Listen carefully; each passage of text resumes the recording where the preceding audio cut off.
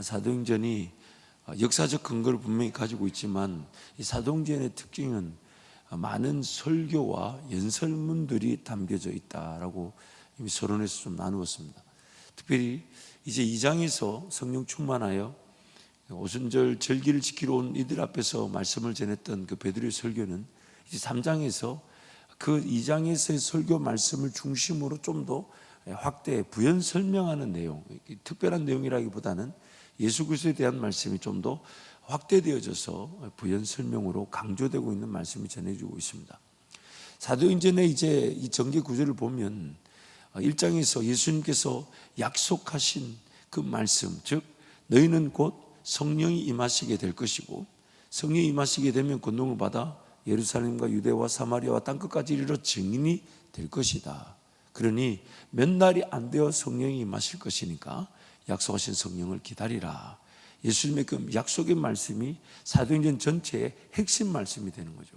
그리고 예수님 말씀하신 대로 2장에서 성령이 임하시게 되었어요.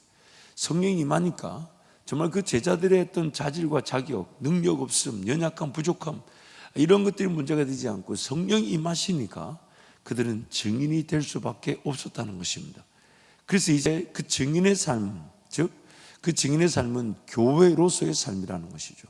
그래서 성령 충만이 임하게 됐을 때 성령께서 이루신 어쩌면 이제 예루살렘과 온 유대와 사마리아와 땅끝까지 이르러 복음이 전파되게 할 그 구원의 전초 기지, 그 시작점으로서 교회가 세워지게 하신 것입니다.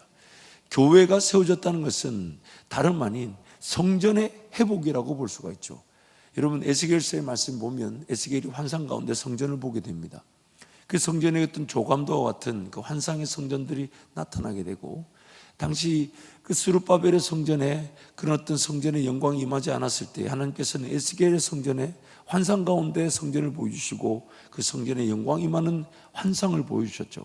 그리고 그 성전의 가장 대표적인 특징이 뭐냐면 성전 중앙에 있는 지성소에서부터 샘물이 터져 나와서 그 물이 쫄쫄쫄쫄 흘러나갈 때에 성전 안을 적시고 그리고 동문을 통해 흘러나갔다라고 말합니다.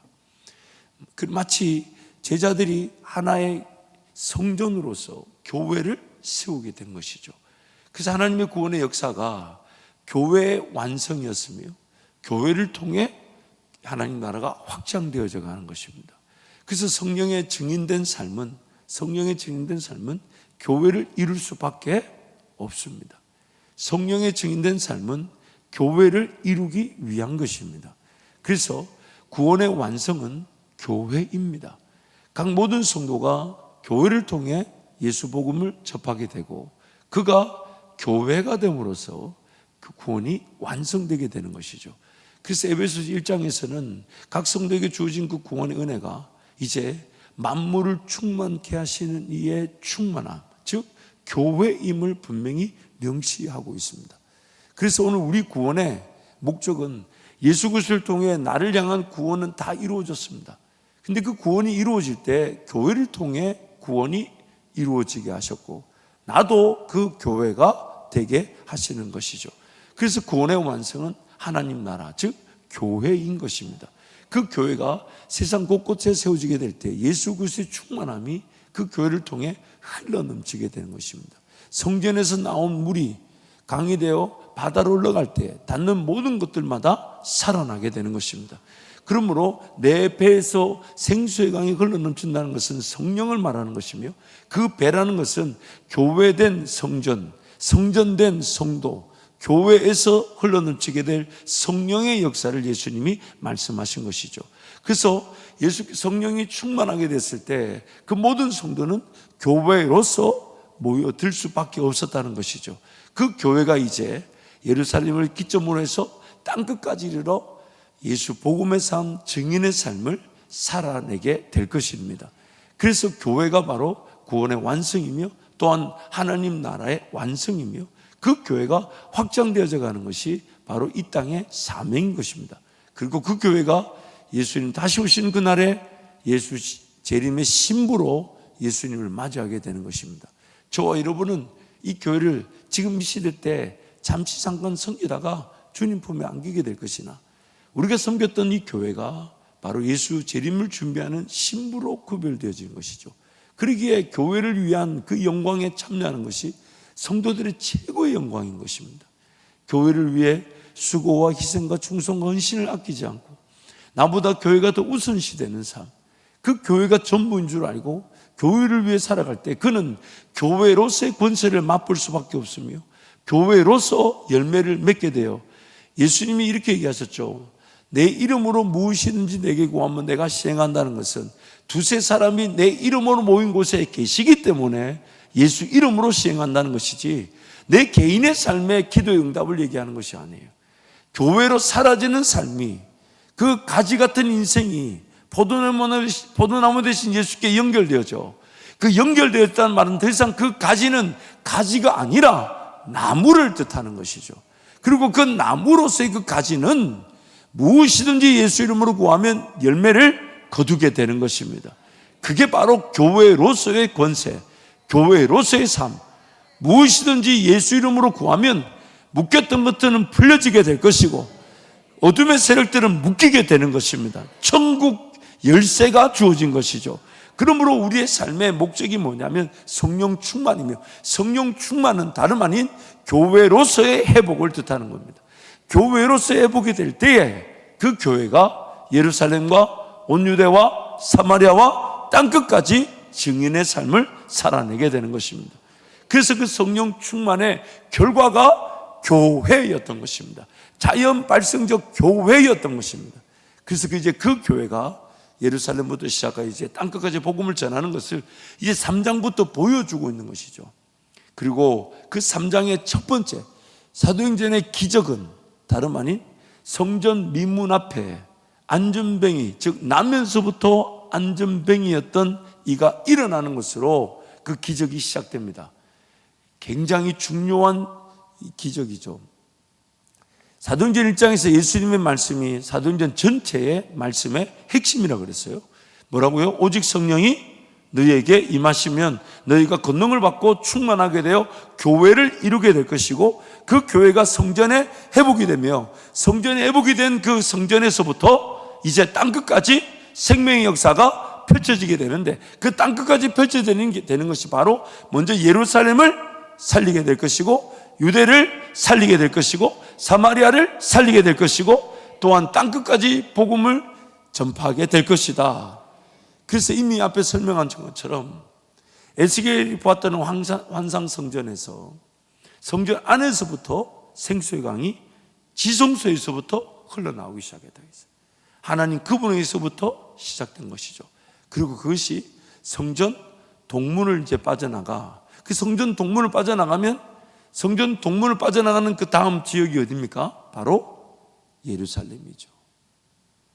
근데 그 예루살렘인데 오늘 이 나면서부터 안전뱅이 된 자가 어디에 앉아 있다고요? 미문에 앉아 있답니다.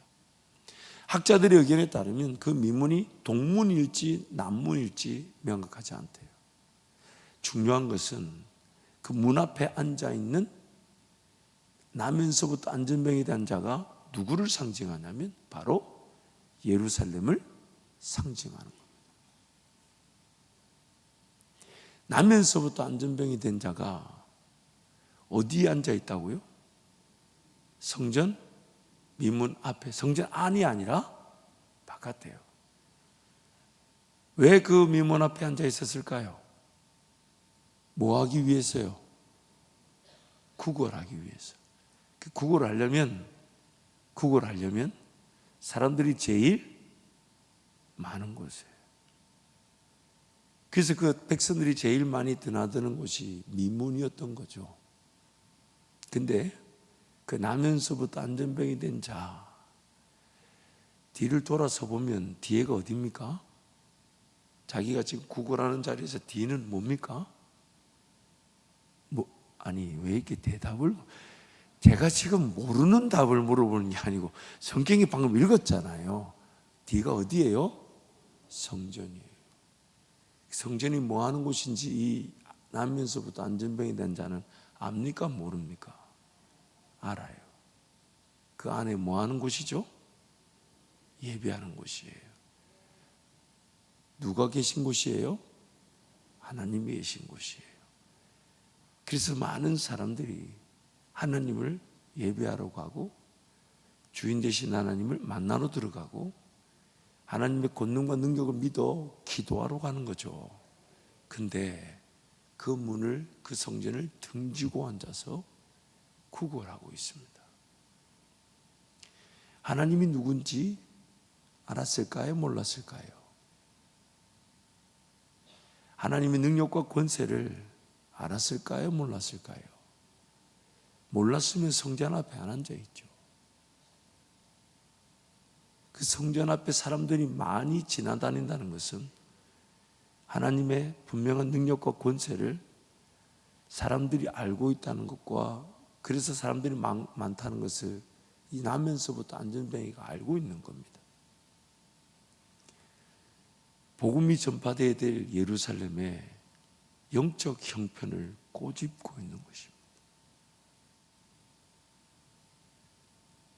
생명의 성령의 역사가 제일 먼저 성전 안을 가득 세워 성전을 회복시키고 그래서 제자들이 교회 공동체를 이루게 하시고 이제 그 교회 즉 성전에서부터 구원의 강물이 흘러넘치는데 그 동문을 빠져나가는 구원의 강물처럼 문 앞에 성전을 등지고 앉아서 성전을 이용하고 있는 그 신앙의 형태를 꼬집고 있는 겁니다.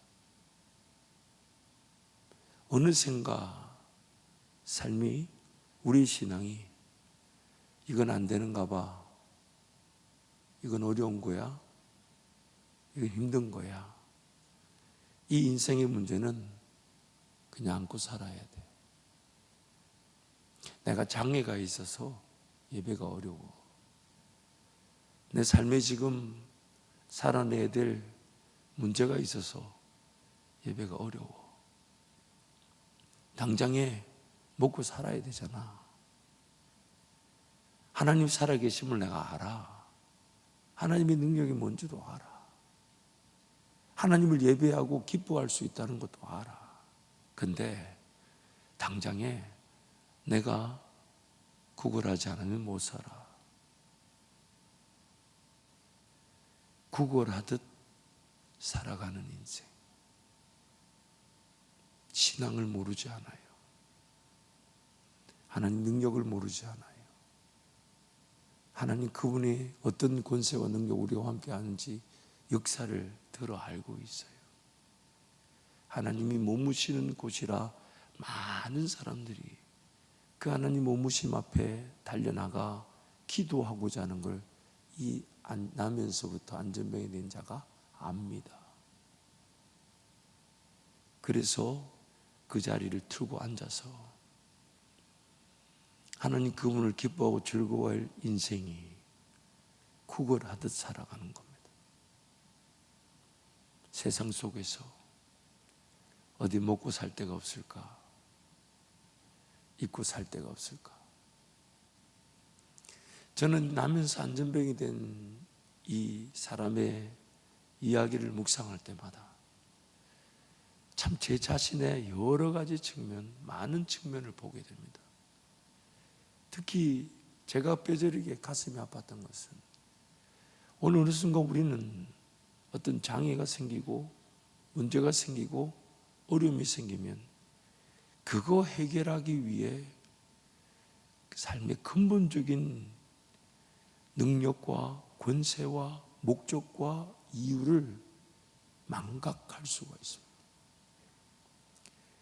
내 장애가 어떠하든 내 삶의 문제가 어떠하든 내 삶의 이유는 하나님을 예배하는 것인데 만약 이 안전병이가 나면서부터 안전병이 됐다 할지라도 성전 안에 들어가 그 앉은 자리가 성전 민문 앞에 구걸이 아니라 성전 안에서 하나님을 예배했다면 그의 장애는 더 이상 장애가 되지 않았을 겁니다. 하나님 앞에서 그 장애가 장애로 여겨졌을까요? 오히려 그 장애가 있는데도 하나님을 예배할 수 있음이 오히려 하나님께 영광이 되지 않을까요? 하나님께 오히려 더 큰 그 하나님의 임재 은혜를 맛보지 않았을까요? 어느 순간 하나님은 지금 고치고 싶어 하는 것을 나에게 지금 다루고 싶어 하는데, 나는 마치 아직 두 팔은 성하니까 장애를 가진, 그래서 성전 미문에 자리를 두고 앉아서 성한 두 팔로 구걸하듯 살아가는다. 구걸하듯. 하나님 그분을 모르지 않는 신앙인임에도 불구하고 허덕거리면서 구걸하듯 살아가는 나. 무엇보다도 이 성전 앞 그 미문 앞에서 구걸하는 나면서부터 안전병이 된 사람의 가장 안타까운 것은 그 하나님을 등지고 앉아 있었다는 거죠. 거기가 뭔지 무엇 하는 곳인지 알면서 등지고 앉아가지고, 그래서 어느 순간 우리도 모르는 사이에 뭐가 등이 젖었어요. 삶이 끝나면 오늘이라도 끝날 수 있다는 것을 우리는 알면서도 예수님이 잘 안 느껴지는 거, 당장에 내가 먹고 사는 것보다 중요하게 생각지 않았어요.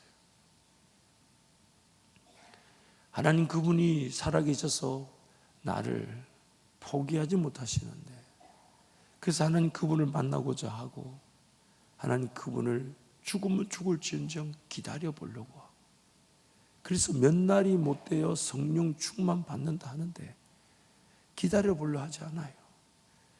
당장 성한 내 두 팔로 구걸하듯 세상에 달려나가 살려고 합니다. 하나님 그분께서 어떤 능력과 건설로 나를 춤을 추게 하실지, 그것에 대한 기대감보다는 당장 내 손으로 일을 하지 않으면 못 먹고 못 마시고 못 입을 것처럼 착각하여 더듬거리듯이 세상을 향하여 그렇게 기면서 살아가는 것 같아요. 하나님은 지금 그 안전뱅이가 아닌 그 삶 자체가 하나님을 예배하기를 원하시는데, 우리는 그 안전뱅이 된 상태를 탓하면서, 그 장애를 탓하면서, 문제를 탓하면서, 삶의 피로를 탓하면서, 그래서 하나님 그분 그 삶의 목적, 중심, 이유, 하나님 그분을 언제든지 예배할 수 있다라는 그 진리, 그런 걸 등지고 언젠가는 나도 만나겠지, 언젠가는 나도 하나님 만나겠지. 그런데 막상 삶의 자리에서는 성령 충만하지 않은지, 결국 내 삶은 구걸하는 안전뱅이일 수 있는 것. 그게 나를 두렵게 하는 거죠. 나를 부르시고 계신데 거기는 달려 들어갈 생각이 없어요. 안전뱅이라도 두 팔로 기어서라도 성전 안에 들어갈 수 있었을 텐데, 거기서 춤을 추며 기뻐할 수 있었을 텐데, 거기서 하나님을 찾을 수 있었을 텐데, 그건 등지고 앉아서 잘 안 느껴져, 잘 안 들려, 하나님 잘 모르겠어, 그냥. 근데 또 안 살면 안 돼. 그러니 신앙이라고 하는데 껍데기만 가지고 있고 능력은 없이. 그래서 베드로가 이렇게 고백하잖아요. 은과 금은 내게 없거니와 내게 있는 것으로 너에게 주는데. 근데 베드로만 그걸 가졌냐고요. 베드로만 그 예수 이름의 권세를 가졌냐고요. 나에게도 주어져